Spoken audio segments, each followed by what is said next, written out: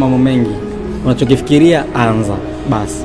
Anyway, anza, haijalishi una hela hauna hela, una support hauna support, anza. Utaanza na wachache, baadaye wengi watakujoin.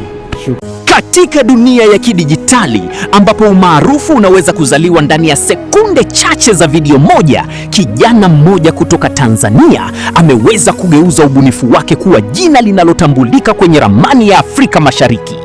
Kiredio, anayefahamika kwa jina lake halisi Vincent Njau, ni miongoni mwa vijana wa Tanzania wanaoendelea kuibuka kwa kasi katika tasnia ya content creation, akiwa ameweka alama yake kupitia ubunifu wa maudhui ya mitandaoni yanayochanganya ucheshi, maisha ya kila siku na ujumbe wa kijamii kupitia majukwaa kama TikTok, Instagram na YouTube, ambapo alianza safari yake kwa kutengeneza skits fupi zilizoakisi uhalisia wa jamii kwa mtazamo wa burudani na hivyo kuvutia hadhira kubwa hasa ya vijana, hatua iliyomjenga kuwa influencer mwenye ushawishi ndani ya sekta ya burudani ya kidijitali Tanzania.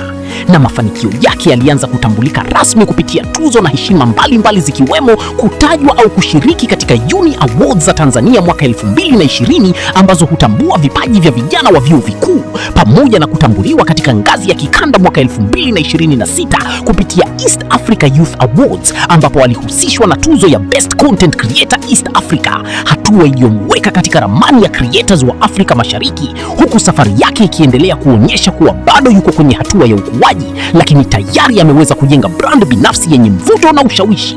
Huyu ni Kiredio, the only content creator ambaye kila akija na ubunifu katika content huvutia watu wengi, kama content ya Valentine's Diary iliyopendwa ndani na nje ya nchi, huku ikiacha alama kwa wapenda nao.